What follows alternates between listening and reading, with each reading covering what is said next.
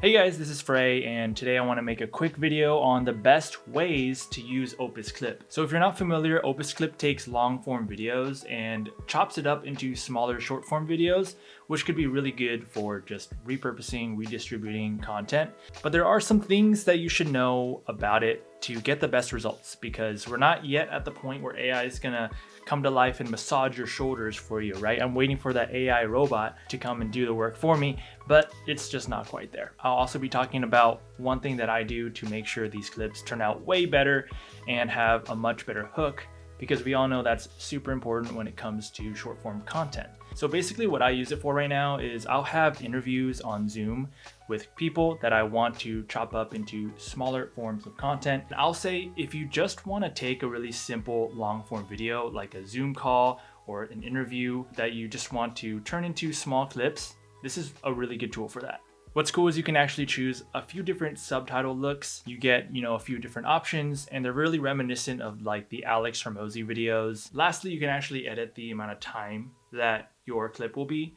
So you can say out of an hour video, I want all of them to be 30 seconds long or 30 to 90 seconds long, a minute long. Now, one of the things Opus doesn't do as well is actually come up with a really good hook. Now, when you import a video into Opus, you get all of these grades, right?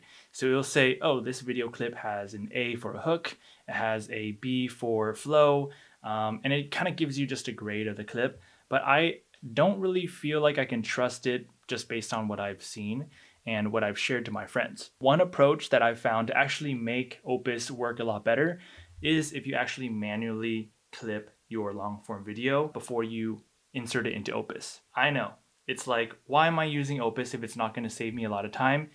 Well, actually, I still think that it can save you a lot of time. It's just so much more worth spending an hour or however long and removing all the fluff that you know for sure you don't want in the video. When you just plug and play with Opus, a lot of the filler ends up taking up a lot of time, and in my opinion, those pieces of content are not going to perform as good. So let me show you a quick experiment. I took my hour-long interview with this person and I put it into Opus, and here's what I got. There was a specific moment in this interview I definitely wanted to clip. The highlight I was looking for describes how she went viral on social media, but unfortunately, I wasn't able to find it. This is the closest thing that I found. Ever since then, I've just been writing it like every week or twice a week for premium subscribers. Wow.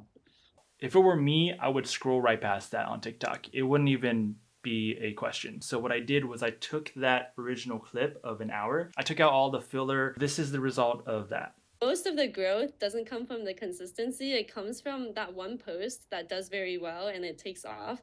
And then all the followers come from that one post. But you can't really get to that one post until you post a lot. Okay, so that was just the 11 seconds that I wanted, and was really bummed when I couldn't find it in that first iteration of clips. Just another reminder that Opus is best when you actually do a little bit of the work before you plug and get these clips. They do have their own internal editor, but I personally just not really a big fan. It's really simplistic though, like you can choose where you want to start certain sentences and where it wants to end, but I just am not a big fan. Obviously, editing comes down to personal preference.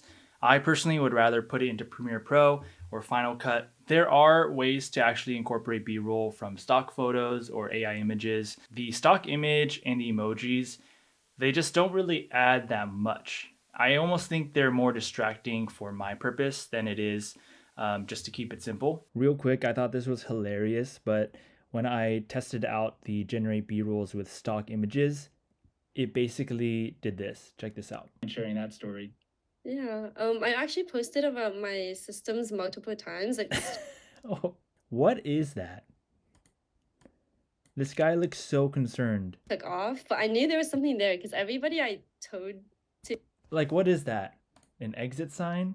But I can also see this working well if you have a different kind of use, right? Let's say that you are a real estate videographer and you basically want to make like a highlight reel for them, and it's kind of like their advertisement. I can see that being way more effective. The stock footage, the AI content, would actually aid in helping the actual storytelling. With my purpose, long form interviews, I just don't really see it as being super useful. My recommendation is that if you're on the fence about Opus, just know that it is really built for people who have really simplistic needs. No B-roll, no extra content, graphics, photos. You just want it clipped up, subtitled, putting it out. That is what Opus is super good at. Hope you guys enjoy this content and you keep on putting yourself out there. Subscribe, if you enjoy this content, and hope to see you guys in the next video. See ya.